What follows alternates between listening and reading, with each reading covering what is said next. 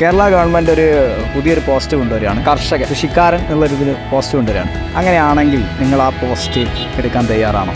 കേരളം കൃഷിയെയും കർഷകരെയും മറന്നോ എന്ന ഫാർമർ ഫെസ്റ്റിൻ്റെ അന്വേഷണം എത്തിയിരിക്കുന്നത് സാംസ്കാരിക നഗരിയായ തൃശ്ശൂരിലാണ്. ഇപ്പോൾ നമ്മളുള്ളത് വടക്കുംനാഥ ക്ഷേത്രത്തിന് മുമ്പിലാണ്. ഇന്നത്തെ നമ്മുടെ ചോദ്യം, കൃഷിയിൽ സുസ്ഥിര വരുമാനം ലഭിച്ചാൽ യുവതലമുറ കൃഷിയിലേക്ക് വരുമോ എന്നുള്ളതാണ്. തയ്യാറാണ്. എല്ലാവരും അങ്ങനെയാണോ?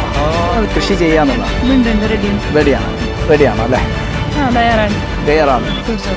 തീർച്ചയായിട്ടും തയ്യാറാണ്. കൃഷി എന്ന് പറയുമ്പോ എപ്പോഴും ഒരു ഇമ്പോർട്ടൻസ് നൽകേണ്ട. ഇപ്പൊ നമ്മൾ കേരളം എന്ന് പറയുമ്പോ എങ്ങനെയാണ് കൃഷി ആ ഒരു ഭാഗമായിട്ടല്ലേ അറിയപ്പെടുന്നത്. പക്ഷെ മോസ്റ്റ് ഓഫ് പീപ്പിൾ ഇപ്പോ ഈ ഒരു ജോലിക്ക് പോവാറുമില്ല.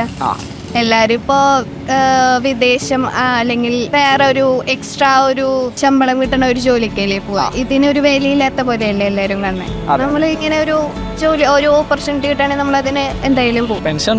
പെൻഷനും ഉണ്ടാവും, ബോണസും ഉണ്ടാവും. പിന്നെന്താ എല്ലാരും അങ്ങനെയാണോ? എന്തുകൊണ്ടും എന്തായാലും ഇൻട്രസ്റ്റിംഗ് കൃഷി തന്നെയാണ്. ചെയ്ത ജോലി ഇഷ്ടമായിട്ടൊന്നല്ല ചെയ്തു. നമ്മള് വേറെ ആളുടെ കീഴിൽ അടിമയല്ല. കൃഷി ചെയ്യുമ്പോൾ നമ്മളെ ഇഷ്ടമല്ല, അത് ഏറ്റവും വലിയ. നമ്മളിപ്പോ ഒരു IT ഫീൽഡ് പറഞ്ഞ ഒരാളുടെ അടിമയാണ് എത്രത്തോളം ആയാലും. അത്രേ ഉള്ളൂ, അത് മാറി കിട്ടും. നമ്മളൊരു സാധനം ഉണ്ടാക്കിയാൽ അതിനൊരു സന്തോഷം സംതൃപ്തി വരും.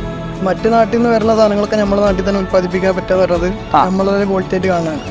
അതിന് പറ്റിയ സാഹചര്യങ്ങളോ സമ്പ്രദായം നമുക്ക് ഉണ്ടാക്കി തരാന്ന് പറയുമ്പോൾ അതൊരു ഓപ്പർച്യൂണിറ്റി നമ്മൾ ഏറ്റെടുക്കുക തന്നെയാണ് നല്ലത്. അതെ അല്ലേ? ഓക്കെ. കൃഷിയിൽ താല്പര്യമുണ്ട്.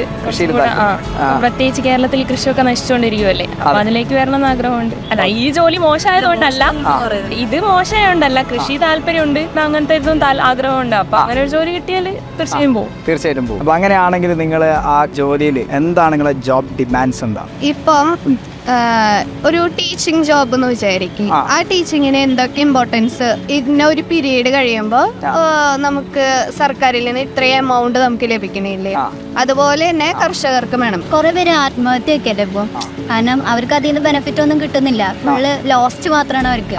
അപ്പൊ കുറച്ചും കൂടി നല്ല രീതിയിൽ അവർക്ക് വേണ്ടി കുറച്ചൊരു എക്സ്ട്രാ ലോൺസ് ഒക്കെ കൊടുക്കുക. പിന്നെന്താ, പാട്ടത്തിന് കുറെ ഭൂമിയൊക്കെ പണ്ട് കൊടുത്തിരുന്നില്ലേ, അതുപോലെ ഇപ്പൊ അവർക്ക് അങ്ങനെ കുറച്ച് ലാൻഡ് പ്രൊവൈഡ് ചെയ്തിട്ട് അതിന് സ്കോപ്പ് നൽകുന്ന രീതിയിൽ എന്തെങ്കിലും ചെയ്ത് കൊടുക്കുകയാണെങ്കിൽ കുറച്ചും കൂടി എളുപ്പമായിട്ട് അവർക്ക് അത് ലൈഫ് മുന്നോട്ട് പോകാൻ പറ്റും. ഇതിൽ സൂയിസൈഡ് എന്നുള്ളൊരു ചൂസ് ചെയ്യാതെ അങ്ങനെ എന്തെങ്കിലും സ്കോപ്പ് ചെയ്യാൻ പറ്റിയാൽ കുറച്ചും കൂടി നല്ലതായിരിക്കും. എല്ലാവരും അത് ചൂസ് ചെയ്യും. ഇപ്പോൾ ഒരുപാട് സ്ഥലങ്ങളിൽ ഇതുപോലെ ഫാമേഴ്സിന് ഒരുപോലുള്ള റെസ്പെക്ട് കിട്ടുന്നില്ല, വേജസ് അതുപോലെ കിട്ടുന്നില്ല. അപ്പൊ എല്ലാവർക്കും ഇക്വാളിറ്റി വേണം, അവർക്ക് നമുക്ക് കൊടുക്കണം, അതേ വേജസ് കൊടുക്കണം.